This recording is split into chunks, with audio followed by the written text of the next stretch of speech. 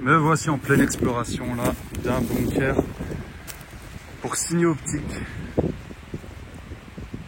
de la Première Guerre mondiale. Et juste à côté on a un support. Alors, je suppose que c'est un support pour projecteur. Un bunker allemand là. Et donc ici dans la vallée de Münster en Alsace, les Allemands pouvaient communiquer par signaux optiques entre les différents ouvrages, plusieurs kilomètres. C'était espacé de plusieurs kilomètres les uns des autres. Là, celui-là, il est vraiment atypique. C'est le seul, on va dire, modèle comme ça du genre.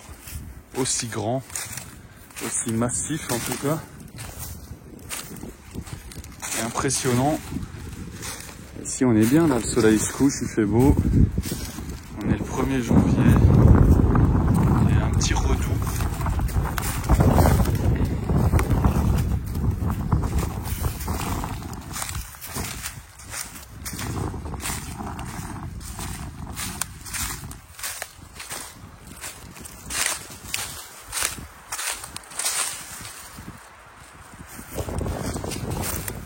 Il est énorme.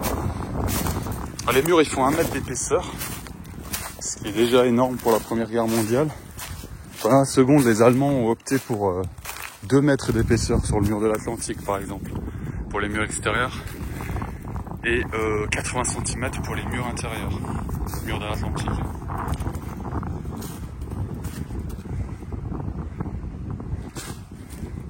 Recentré avec une chicane, l'abri des tirs directs. Et là, ils pouvaient positionner leur lampe accrochée ou sur trépied au milieu. On ne sait pas trop quel modèle était installé ici.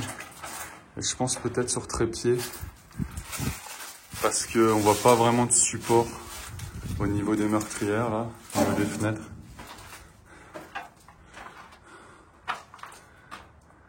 Et on voit quand même le renfort là, parce que pour une portée pareille, il faut sacrément ferrailler. Hein. Je suis pas maçon, mais j'en sais un petit peu quelque chose quand même. Et là, on a 1, 2, 3, 4, ouais, 4-5 mètres. Hein. On a au moins 4 mètres de portée là. C'est incroyable. Il est balèze. Et là, on a cet objet assez curieux, qui est sûrement pas d'époque, hein, mais si vous pouvez m'éclairer et me dire de quoi il s'agit, je vous en serais très reconnaissant. Ça fait des années qu'il est dans ce bunker, ce truc. Et je sais pas ce que c'est. Ça devait tourner, ce machin, là. C'est pas un pressoir. Franchement, j'en sais rien. Je ne sais pas. C'est un grand mystère pour moi. Alors, si vous savez, mettez un petit commentaire, dites-moi, aidez-moi. Ne me laissez pas dans l'ignorance.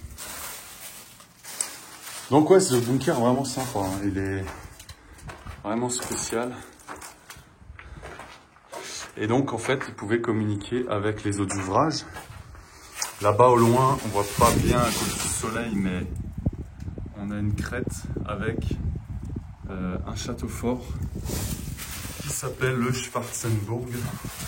Et il y avait aussi un bunker optique sur le sommet de la montagne. Donc d'ici, ils pouvaient communiquer, c'est sûr. Ici, on devait avoir l'observatoire, enfin le Svergberg. C'est un sommet aussi dans la vallée de Münster, avec un poste optique. Et de l'autre côté, là, je sais pas bien, parce que le terrain, là, il est un peu encombré. Mais ça donnerait direction l'entrée de la vallée de Münster. Voilà. Donc, il devait y avoir aussi un poste optique carrément de l'autre côté, peut-être bien au château du Hollandsbourg. Tout derrière, là, à l'entrée de la vallée, au-dessus de Winsenheim. Ah, dites-moi ce que vous en pensez en commentaire. Et puis moi, je vais continuer mes petites explorations dans le coin, finir mon trail et rentrer à la maison. À bientôt, bye bye, ciao.